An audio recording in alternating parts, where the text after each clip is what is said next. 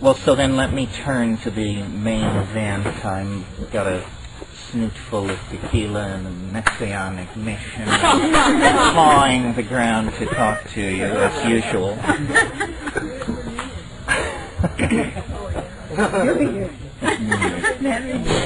Everybody has their own mood. That's right. I guess the title of tonight's talk is Linear Societies and Nonlinear Drugs, which is something that I just had to pull out of the air when Ken finally slammed me to the wall for what I would be talking about this night many months ago. But more and more for me, especially with this group, these things have become sort of summations and, I guess I hope, convivial examinations of just where we are, we, each and every one of us, and then this enterprise, whatever we mean by that, in the context of everything else that's happening in the world. In other words, the psychedelic experience, the entheogenic experience contextualized. And as I try to think about, what, if anything, I can bring to the party, I guess it's that what I'm interested in is psychedelics as a philosophical tool. And when I concretized that for myself, I realized there's no claims on that part of discourse. No one wants to do this. Academic philosophy is done in a very formal manner, and the most exciting is incredibly stuffy. And yet, I, like most of you, I assume, have taken on board in my life this thing called the psychedelic experience, which is then as large a portion of my being as my sexuality, my politics, my education. It shapes everything.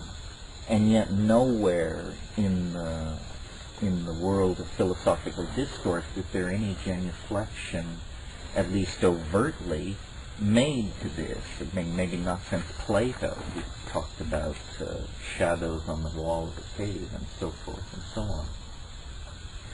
Well, so what can psychedelics and the psychedelic experience bring to philosophy? And what do I mean by philosophy? By philosophy I mean the enterprise of discursive thinking, trying to understand what the world is and who's asking the question. Where did the world come from? Where is it bound? And who's along for the ride?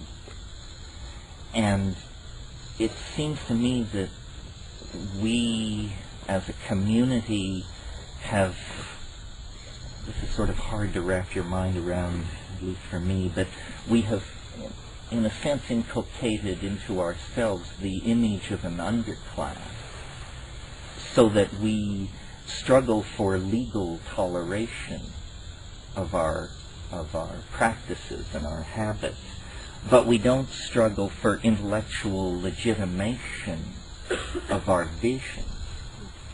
We accept that they are somehow contextually marginal. And as I thought about that, I realized that that is a limitation on the community. That the information which is coming from the psychedelic experience as interpreted by Western people is primary evidence for the need for a major paradigm shift in the whole way the Western mentality does business. Well, what kind of evidence and what kind of shift? Well, there's a lot of talk in our community, and there has been for many, many years, about shamanism. And when we seek to legitimize ourselves through a historical argument. We reach back to shamanism and we say we're part of something which is 100,000 years old and worldwide and touched the spirit long before the shadow of the cross fell over Jerusalem, and so forth and so on. All true.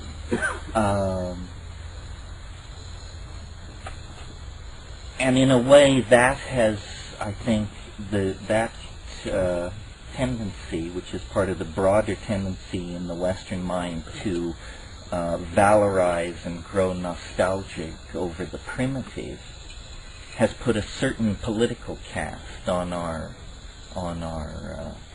stance and our position. But what we are is, again contextually, is a culture of science. And I'm speaking now of our community. It's the Albert Hoffman and the Dave Nichols and the Sasha Shulgins who have kept our canoe afloat. These are men of science. Its methods, its vocabulary, its culture. We have not, though we certainly honor those people and love them, as their rhetoric is not the primary rhetoric of the larger community of psychedelic users, which tends toward this, as I refer to it, this shamanistic aboriginal nostalgia. This, I mean, let me just turn left here for a moment and say, I feel more comfortable with the scientific end of things. I think the news coming out of science is the most psychedelic news there is. When I go to the internet, I go to things like Science Alert and the Hubble Picture of the Day and this sort of thing. And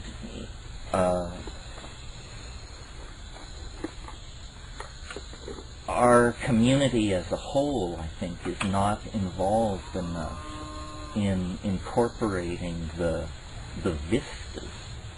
If, while we struggle to legalize psychedelics, psychedelic thinking is everywhere triumphant, because the instruments built by linear science throw open doorways on the unimaginable, and the most revered and hoary hefes of the scientific establishment have to genuflect before this stuff.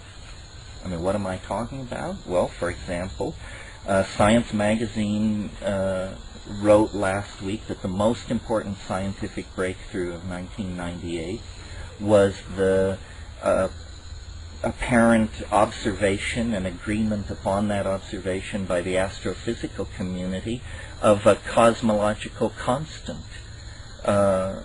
This sounds like very deep physics, but if I give it to you as a headline, what it means is the entire universe, every atom and every empty space of it, is ruled by a very weird force that has now been seriously known to science for precisely 5 months. A force which is apparently going to overcome gravity's tendency to collapse the universe and to cause it to expand in a very explosive and counterintuitive and psychedelic fashion that is the complete confoundment of the core science that Western linear thinking has built. And of course there weren't riots in the streets and the electricity didn't fail, but at the very pinnacles of the antenna of the evolving civilization, there was a shudder felt in the force, you may be sure.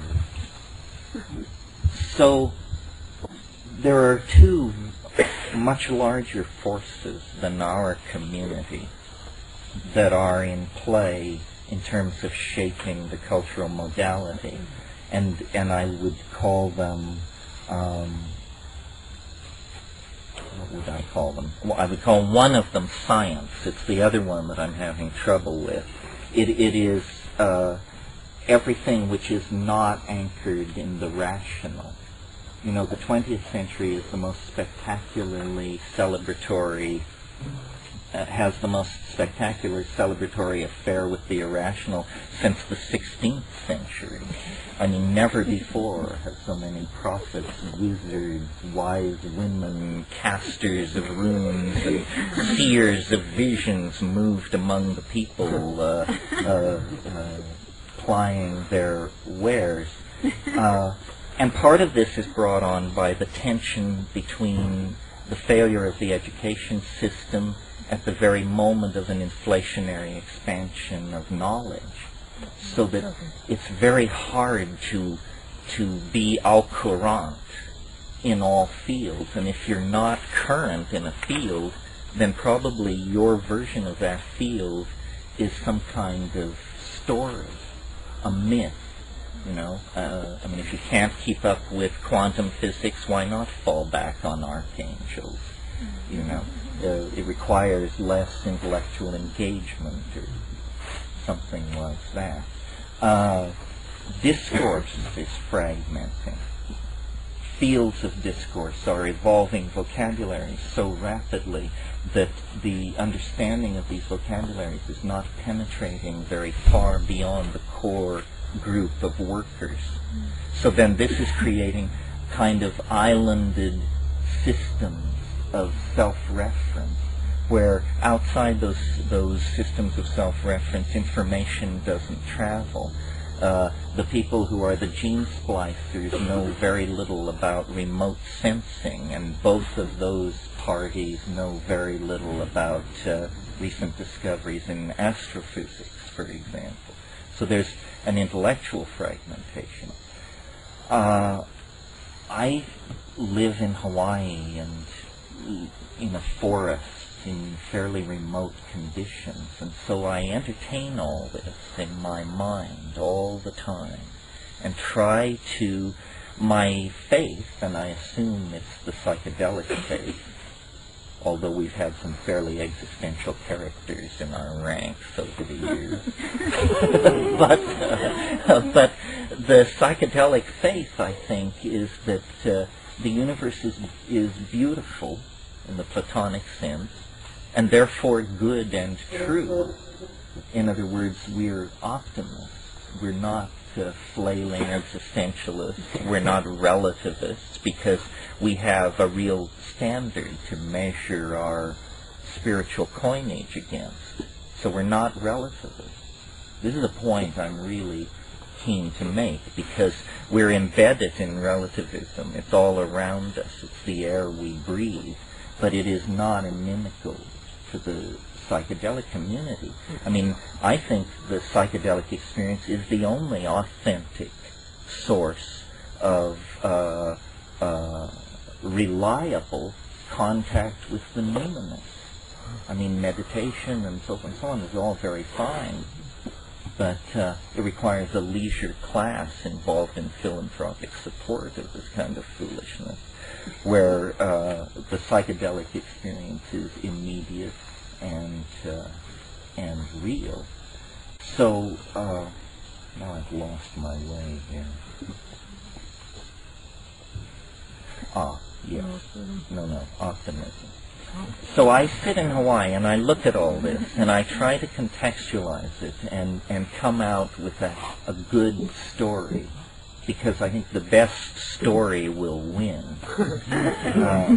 So if you can get together the best version of how it should all come out, so shall it be.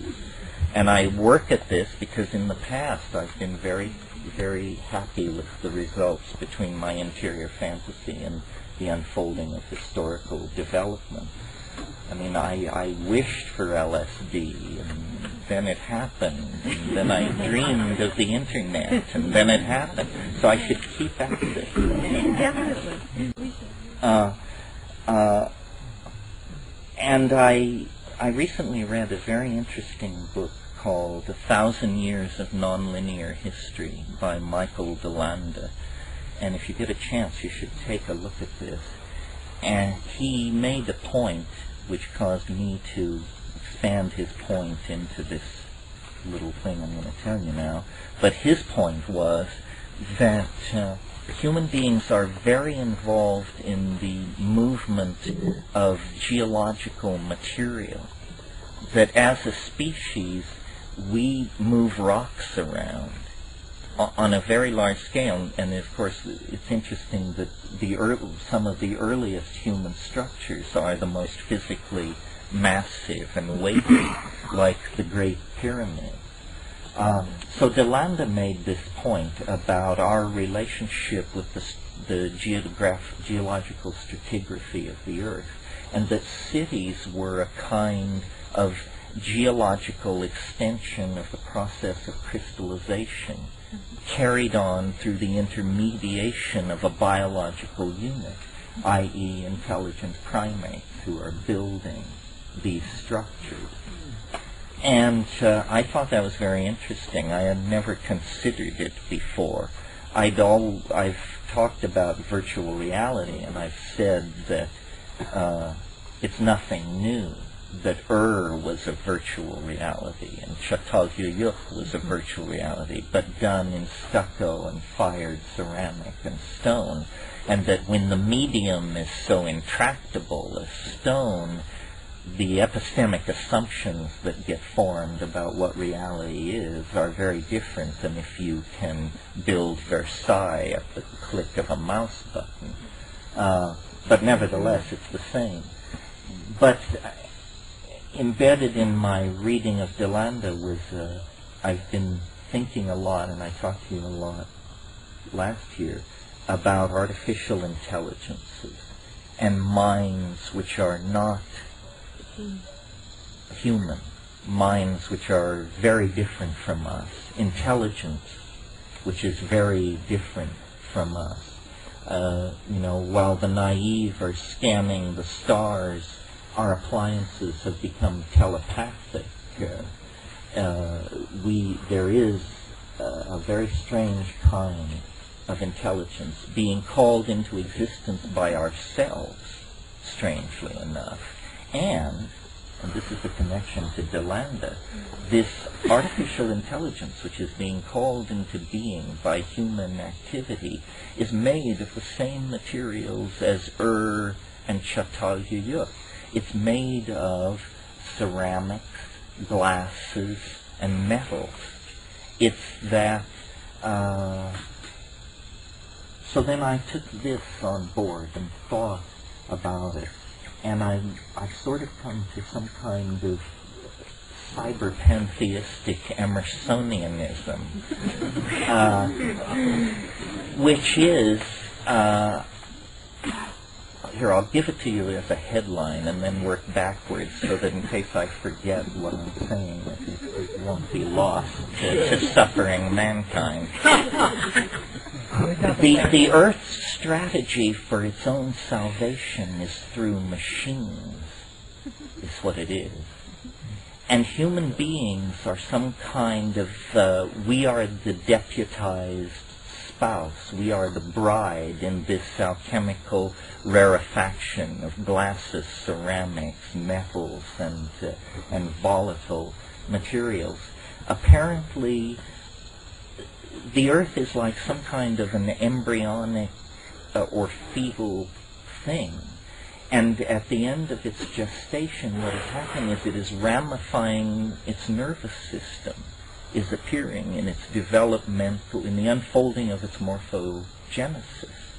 And as we contemplate nanotechnologies and see ourselves working through bacteria and this sort of thing at the engineering level, you have to be blind to not then reflect back upon the fact that in some sense we are already working at that kind of level at the behest of it is not clear who, because nobody ever asked the question in quite this way before.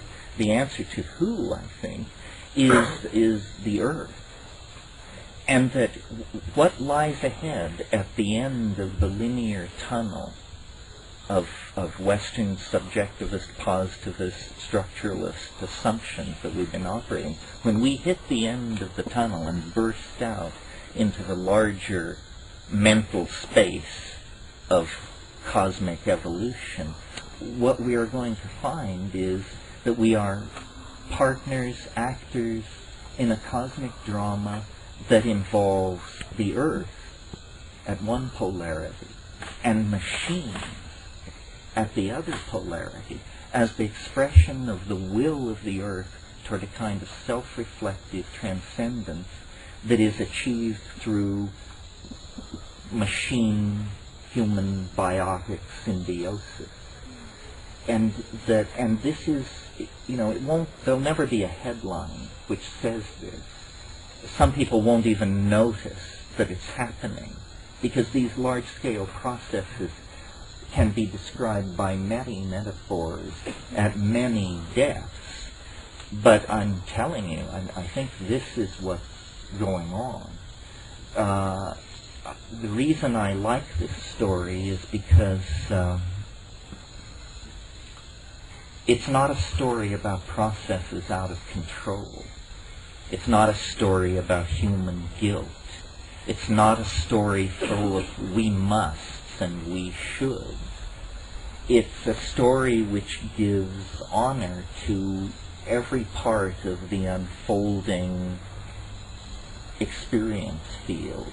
In other words, biology, technology, human culture, human traditional values, transcendent human dystopian values.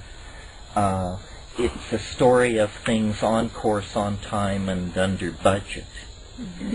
And I assume that's how nature really operates, and that we live inside some kind of anxiety-producing culture that is a necessary, I don't want to say evil, but a necessary response to conditions of stress. There are processes which let waste, nuclear waste buildup, urbanization, land disturbance. There are processes which, if allowed to run on indefinitely, would wreck the whole system and pitch it into chaos. But Confucius said, no tree grows to heaven.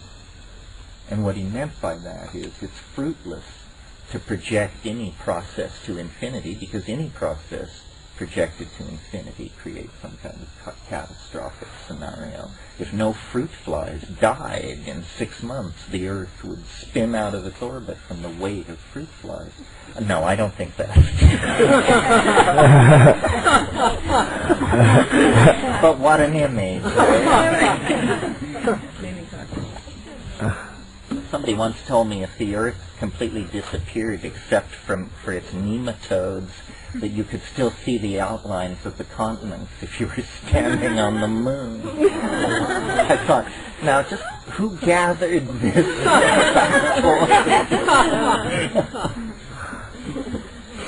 So then, to bring this back around a little, where is the psychedelic experience in all of this?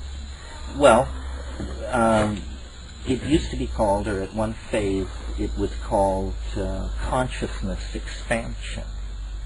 And consciousness expansion in human beings is going to become an absolute necessity, because we are summoning out of the woodwork of cybernetic technology machines that are going to require super intelligent humans to direct and have discourse with them. This is happening. It is already happening. I mean, the internet is this. I mean, it doesn't tap you on the shoulder and remind you to brush your teeth, but it is, a partner in the understanding of the world that is genie-like. That's the image I have when I sit down to it. It is all John Dee would have asked of his archangelic messengers. He wanted instantaneous information on the political situation in the courts of Europe. He wanted information on the course of the Drake's expedition, then on the other side of the planet. The internet is this kind of magical, intelligent prosthesis And as I said, there won't come a dramatic moment, I think, a la Lawnmower Man or something like that. These things are much more steeping. The only people who in fact can see the game move against the background of the forest pattern are psychedelic heads. You have to think about this stuff, and you have to develop vocabularies for catching it in action. This is what the game of being an intellectual is, I think.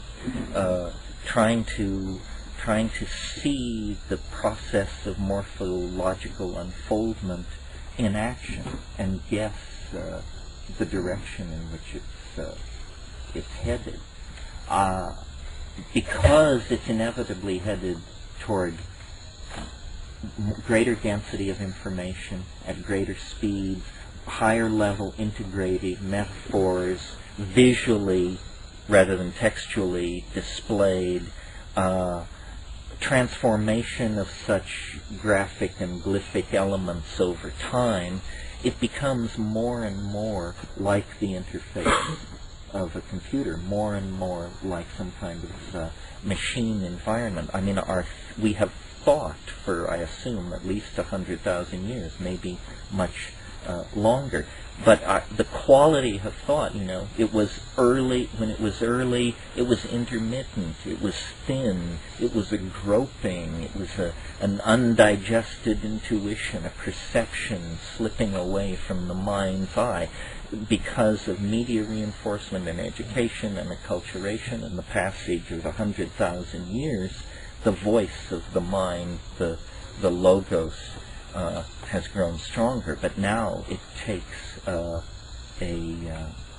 exponential leap forward into visualization, into manifestation through this information processing prosthesis that integrates us all. And, I can imagine a future not very far away where the individual, the expression of the individual is lowered, is more muted. I mean, this is the most individualistic, individual worshipping century, the century just ending, that we have ever known. And its great accomplishments, its great works of art were all accomplished by individuals, and political undertakings such as the Third Reich and so forth and so on, also highly motivated individuals who rose above the masses. I'm not sure we can afford the luxury of that kind of exhibitionistic individualism in the future. And I think probably it's not that we're talking about a restriction of human rights. We're talking about a transformation of human drives. The states of integration and collectivity that will be sold as public utilities in the next century are anticipated now by group psychedelic experiences, ayahuasca sessions, this sort of thing. And the dichotomy, and I think I made this clear when I talked about the earth and machines, the dichotomy between the natural and the artificial is an obsession of the 20th century, hence canceled now. In fact, a whole bunch of things are canceled. We were talking at home about how Roger Shattuck in his History of Dada said that the 20th century couldn't wait to be born. It was born in 1888 at the death of Victor Hugo. And then I said, well, so if it was born in 1888, when did the 20th century end? And I think it ended in 1992. It expired early with the birth of the World Wide Web. What defined all that, modernity, was mass media. Mass media shaped that whole psychology, and it is now archaic. It is now, it's not archaic, it's obsolete. It's wonderful that the phrase 20th century is beginning to have that wonderful brown gravy Edwardian tone that used to be reserved for the term 19th century, meaning, you know, those terribly stuffy and confused and rather silly people who just didn't quite get it right, but were doing the best they could and muddling through, and thank God they gave way to us, the people of the 21st century.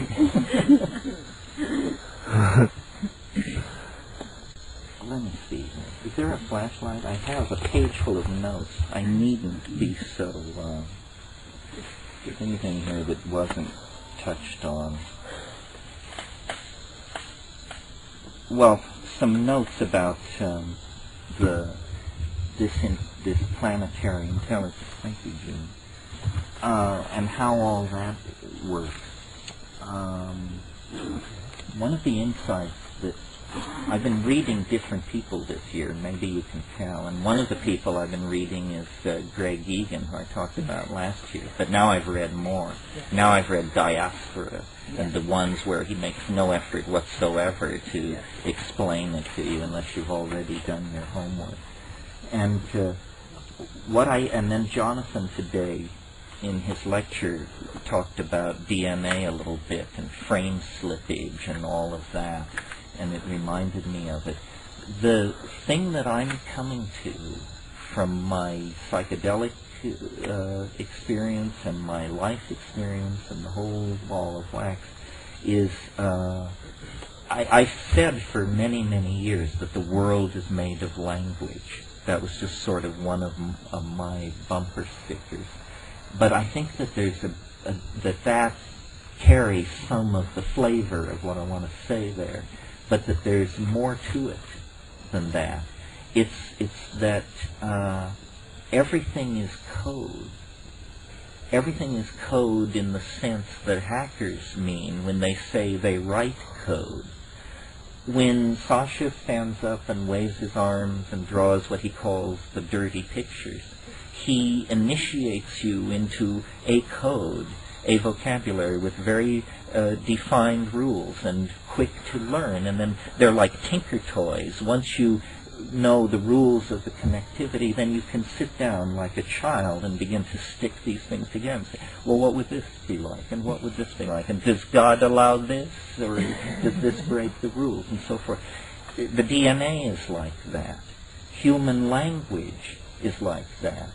Human body language is like that. Machines communicate like this. In fact, this is a bridge which connects us. This is the great overarching bridge which will connect us to the machines, that they, like us, are commanded by language. And so this realization that everything is code, and code moving on many levels, is, I think, a further... It's more primary than the perception, for example, that things are made of space, time, matter, and energy. That's one level below code. The code codes for space, time, matter, and energy. It's much more like we're in a simulacrum, some kind of machine environment. And in fact, I like that idea, because I've always sensed, and psychedelics have always intensified this intuition in me, that the universe is a puzzle. Life is a problem to be solved. It's a conundrum. It's not what it appears to be. There are doors. There are locks and keys. There are levels. And if you get it right, somehow it will give way to something extremely unexpected.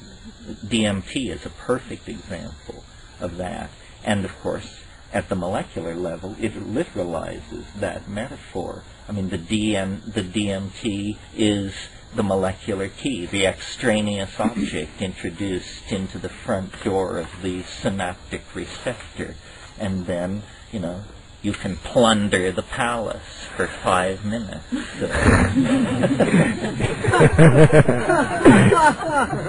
Well, if the world is the world is code, then it can be hacked.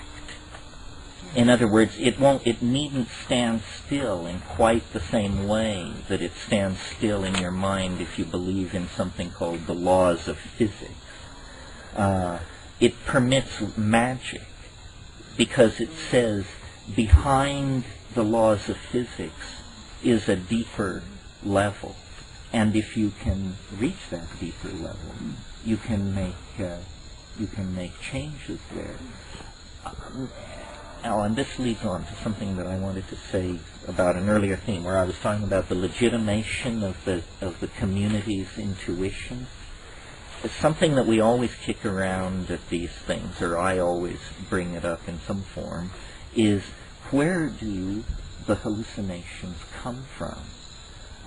We arrived late last night after a 24-hour trip from Hawaii that was just hell, or as much hell as modern airlines can legally inflict upon us. and got stoned, and then we were laying there, and it always happens when you're cut off from cannabis for long periods like that. We turn to it; it's 10 times as strong, and the hallucinations were exquisite. And I've been looking at hallucinations now for 30-some years, and I looked at these last night, and I thought, if someone would ask me what were they like, what would I have to say? And I said, indescribable, indescribable. And I looked and looked, and I could look to my heart's content, and they were indescribable. So we always come around to this question. Where do the hallucinations come from? And I suppose the unconscious reductionists among us, and I don't mean that they're unconscious, I mean that they unconsciously use reductionism, probably assume that it's some kind of like iteration thing, that bits and pieces of everything you've ever seen are rolling in some kind of neurological kaleidoscope that can run forever and just produce this endless download of drifting imagery. But there's a problem with that, because this stuff is too coherent, it means too much, it's too emotionally charged. Well, we have never really rallied as a group to try and locate in our combined opinions the one or several sources of these images. And I think that, and I talked a bit about this last year, but I think this is legitimate perception of thoughts, places, things, times, and objects that either have existed somewhere in the universe, or do exist, or have existed in the minds of beings somewhere, sometime in the universe. In other words, that we have to begin to take seriously the consequences of generalizations like quantum connectivity. In other words, it's one thing to bask in the light of the overarching metaphor, which says everything is connected to everything else. It's quite another thing to say, and so then what are the consequences for me of this? And the answer seems to me to be that the imagination, the inside of our heads, really is the most vast frontier imaginable. And we must leave it for future generations, or maybe not generations, but future evolutionary biologists to figure out why an animal nervous system would evolve a propensity for accessing Bell non-local data. In other words, quantum mechanically accessible data at a different level of the physics of things. There must be a reason. And in the same way that the problem of speciation posed a problem for 19th century biology, this can pose a problem to our thinking without it sinking our intellectual enterprise. It is for some more sophisticated future group of thinkers to understand why this is so. What we have to grapple with is that it is so. That it is so.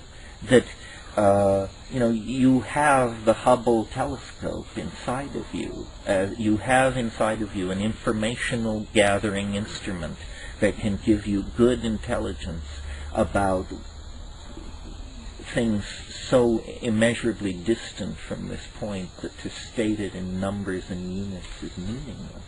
It's just elsewhere, the elsewhere of the absolute infinity of the plenum of imagination in which apparently beings rise and fall like plankton in the sea.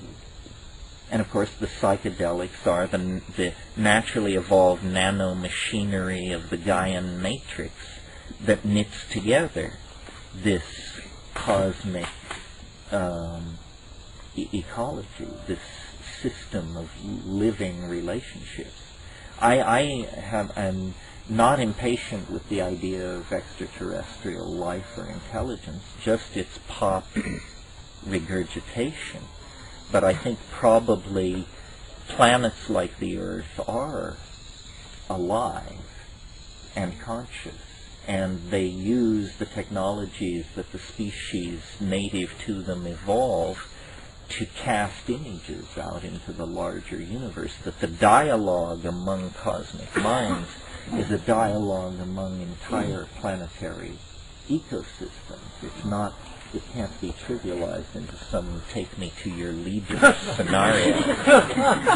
Still less can it validate the unscheduled visit of pro bono proctologists from nearby stars. You have to get a grip.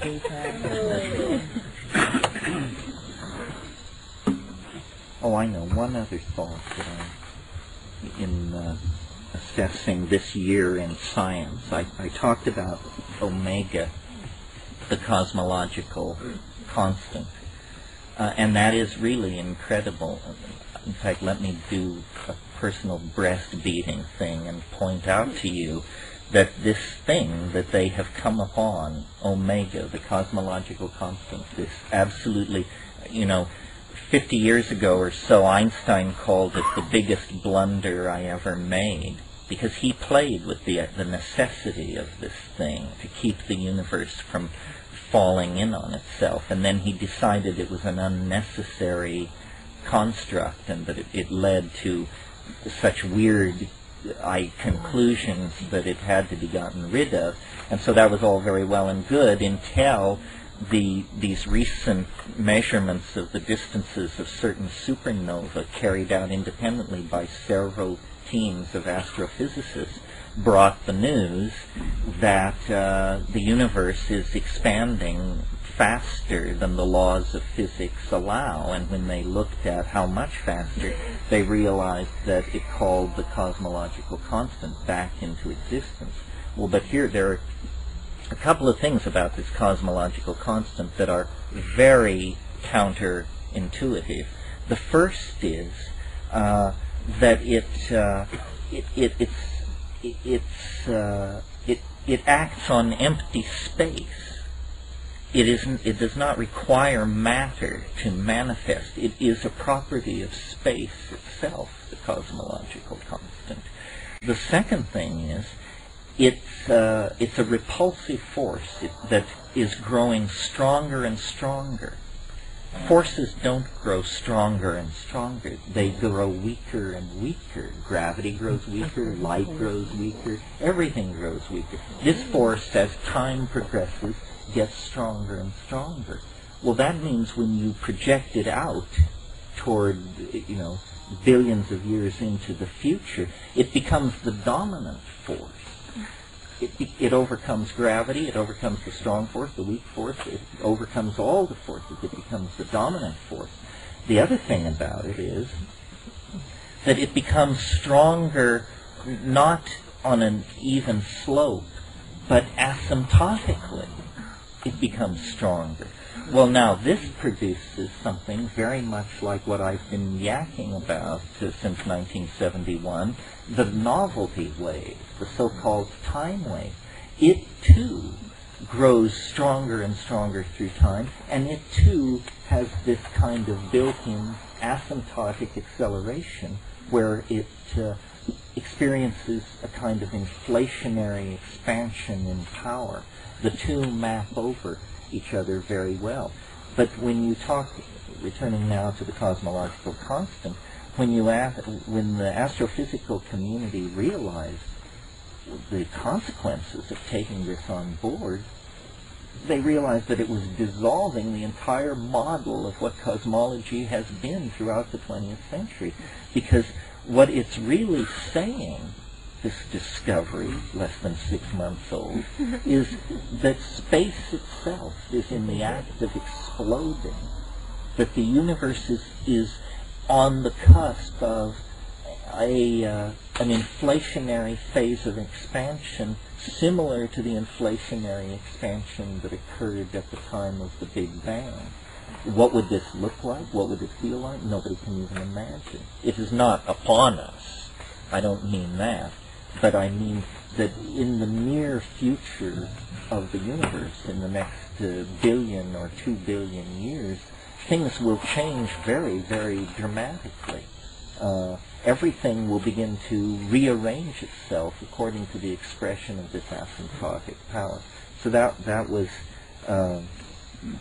the biggest news in astrophysics. The other news, which has psychedelic implications, I think, also comes from astrophysics. As you may recall, last August, I think it was, I can't remember exactly, every man, woman, and child on Earth got the equivalent of a dental X-ray when there was a thing called a starquake on a magnetar, a magnetic neutron star 20,000 light years away, experienced a catastrophic collapse, and there was a wave of gamma rays that were turned on every light in the system when it hit the planet. And an event like that had never been observed before. And I got to thinking about this, and I realized, we've only been looking for this kind of thing for 30 years. There's probably quite a bit of this kind of anomalous, high-energy, short-duration fluctuation of radiation going on in the galaxy. And then I had a kind of an image, I wouldn't say a vision, but a kind of an image of how things are really arranged on the larger level in terms of the galaxy. And the image was of a donut. And we're accustomed to being told that we're out at the edge of the Milky Way, where stars are few and far between. That this is the boonies, in other words. But I'll bet you the boonies are where biology thrives, because the low star density and the distance from the galactic core and these extremely energetic events at the core would create a kind of donut situation, where it's the toroidal area out near the rim where stars are slow burning and they don't collide with each other and planets can form, and you get the 5 billion year run you need to get to civilization. But a rule of biology and strategy and everything and religious practice, as far as that's concerned, is seek the light. Well, the light is at the core. And so then I saw, maybe the true seeking of the light requires biology to go into partnership with something beyond biology, because the environment at the core is so energetic. And I'm not suggesting the actual core, that's beyond contemplation. That's a black hole.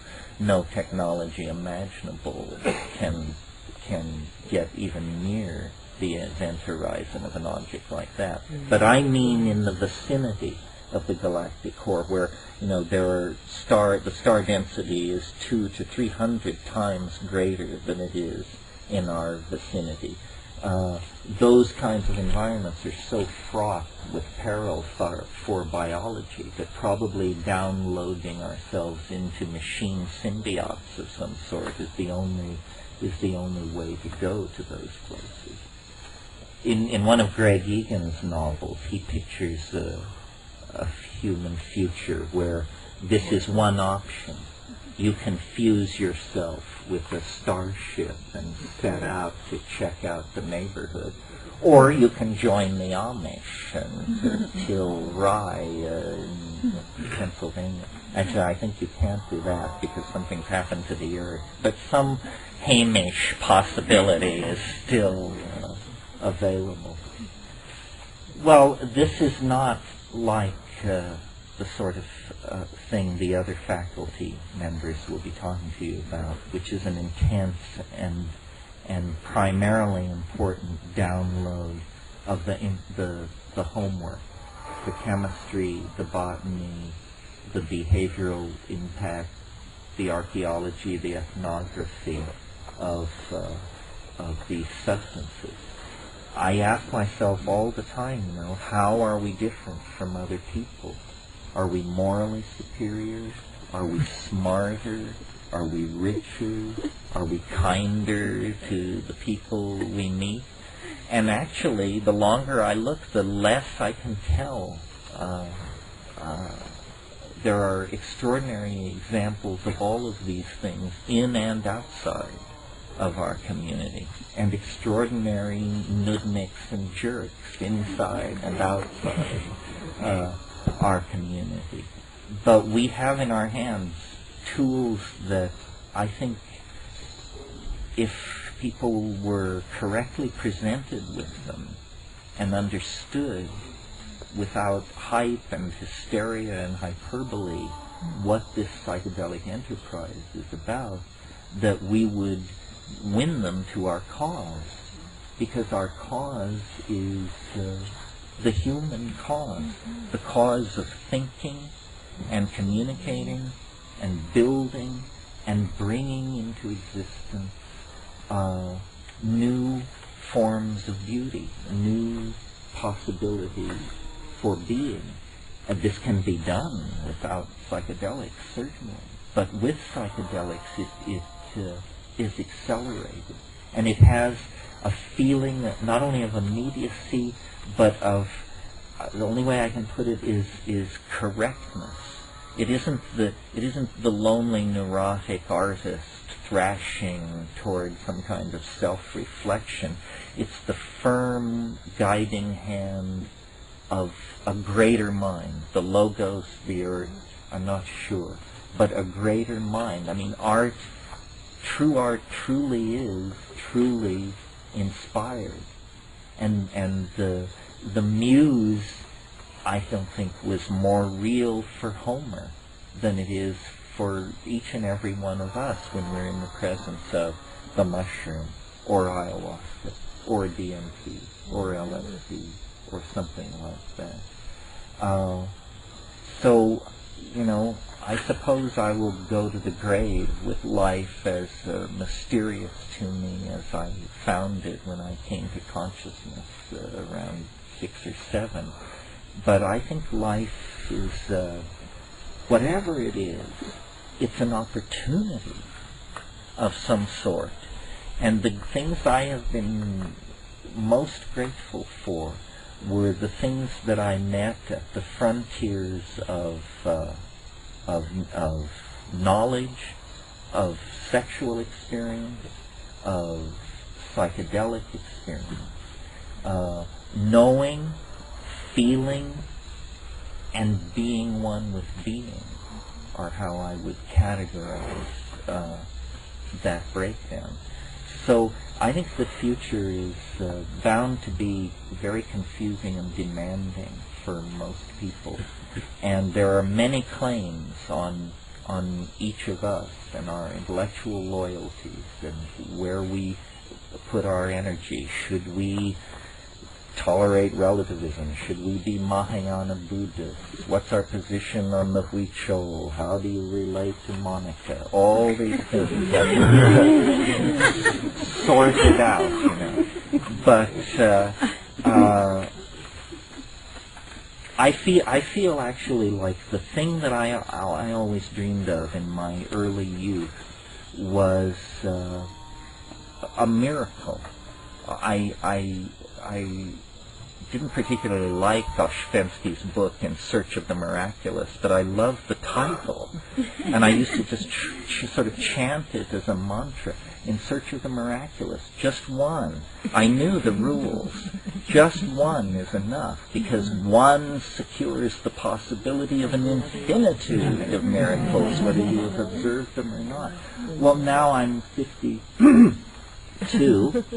and I've seen, I don't know, 4 or 5, which is 4 more than necessary to make me a lifetime optimist. But the recurrent, the enduring miracle, however it's achieved, is the psychedelic rush. You know, that giddying moment when all bets are off, all boundaries dissolve, the machinery of language fails, the adjectival wheel wells burst into flame, and then, you achieve orbital velocity and are in the presence of the thing. And I cannot believe that is not a salutary experience. And you've heard me say many times that how itchy it makes me feel to think that somebody could go from birth to the grave without having that experience. They can make of it what they want. They can denounce it. They can deify it. But one should have it, because it's one of the compasses, the primary compasses of being. And it's larger than the historical context. I mean, the point of this talk tonight was to talk about linearity and idea systems and the nonlinear impact of these drugs and the way they break down media bias. But all these intellectual ideas exist in the light of the sun of this unspeakable primary experience. And we can draw it, paint it, sculpt it, act it, dance it, drum it, and never take anything away from it. Never define it, never occlude it. It is a miracle. It's like having the presence of a deity. It's, I think, very hard for me to open myself up at any given moment to the full implication of how fortunate I am and how good life is in the shadow of this particular tree. Anyway, that's the formal talk for tonight. Thank you very much.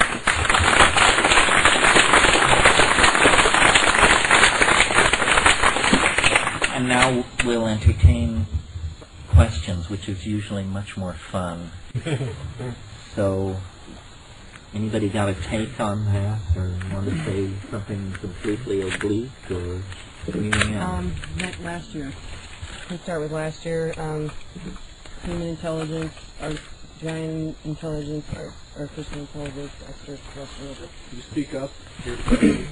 You'll repeat it.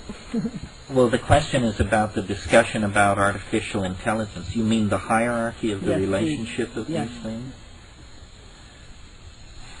Well, I don't know. I guess it's becoming easier for me to be a mystic about the Earth than to think that we are going to be rescued by the Galactic Federation.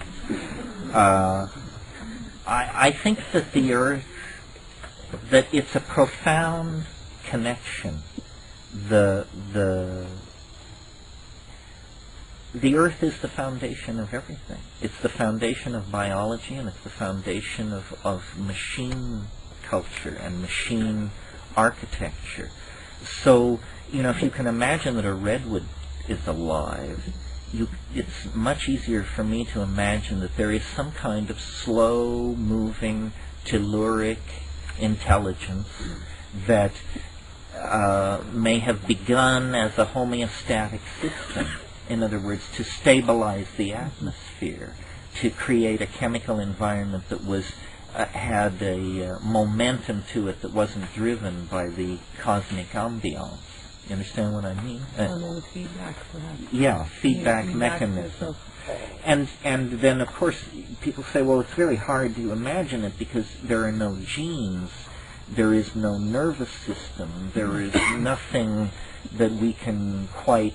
But I think that, first of all, we don't know a great deal about the Earth, the ocean currents, its magnetic fields, its 32 nutational and precessional motions, its core dynamics, its distribution of materials. It is complicated, and that's what's always required for self-referential and feedback systems to evolve. Life evolved on the surface of the Earth. Now, in the usual story of this, the Earth is not a major player, it's just sort of where it happened.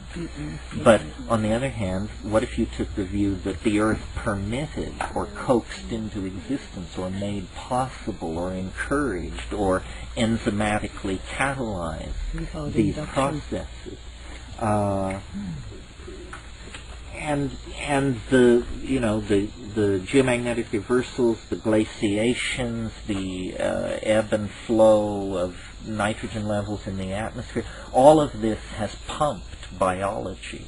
And it's always been presented as, well, the cosmic environment is unpredictable, and so you get fluctuations introduced from the outside by random factors, asteroidal impacts, so forth and so on. But again, this is just a first try with the data. This is just somebody blowing smoke, basically. The fact is you're presented with an extremely organized and coherent situation, the Earth with its many species and ecosystems, and you don't know how it got there. And you don't know where it's headed either. Now, our culture is a culture of guilt, and so the story of civilization is supposedly a story of rape, mayhem, turning the wrong direction, losing the connection. To some degree that may be true, but I think it gives much too much credit to humanity in that it actually hypothesizes that human beings, a primate species, could overwhelm nature's dynamic drive toward order and beauty and take control of things. Well, that's our myth about ourselves, is that we can take control. But we never have gotten control. All of our societies have been a mess. All of our explorations have been brutal and negatory. So, and now comes the machine. And they are produced by biology, which comes from the Earth. And what are these machines made of? Well, glass, crystal, arsenic, copper, gold, all these things. And they're being hooked together exactly on the model. Clearly the machines are modeled on biology. We talk about connecting them. We talk about languages. We use a vocabulary that we had previously used for biology to talk about these things. And you see there's a funny thing built in there, which is we are designing the machines to be more and more intelligent. But what we don't understand is that they operate in a different universe from us because we operate at about 100 hertz. A machine you can buy down at any computer store operates at 400 megahertz. That means that you can run an eternity of human lives in an afternoon. It means, in a way, that we are creating a creature that lives in a different kind of temporal universe than us. And we are teaching them to design themselves to be ever more intelligent. And once some kind of intelligence arises, because it's intelligent, the first thing it does is design a more intelligent version of itself. Well, at 400 megahertz, and with a worldwide amount of processing power to draw on, you can imagine something coming to embryogenesis in a matter of hours. Something emerging recognizing itself for what it was, and then just starting up the ladder. And what would this look like to us, and where is our place in it? This is the adventure of the future. We are going to be a different kind of people, because we're going to have to live in the presence of alien minds that will be manifestly and obviously alien. They won't hold back, and they're not going to be, at every moment interested in us either. In fact, we will become, a footnote in their encyclopedia of being, and what they become in our encyclopedia of being remains to be told. But this is all happening, and it's just a matter of the coalescence of technology and language before more and more people recognize it. As I say, there isn't a speed bump. There isn't a dramatic moment where everybody gets it. But when you talk to the people who actually work in these fields, they know, that this is the Faustian enterprise of all time. That this is the handing over of the destiny of the planet to the companion mind that our history and our science and our souls caused us to summon into being.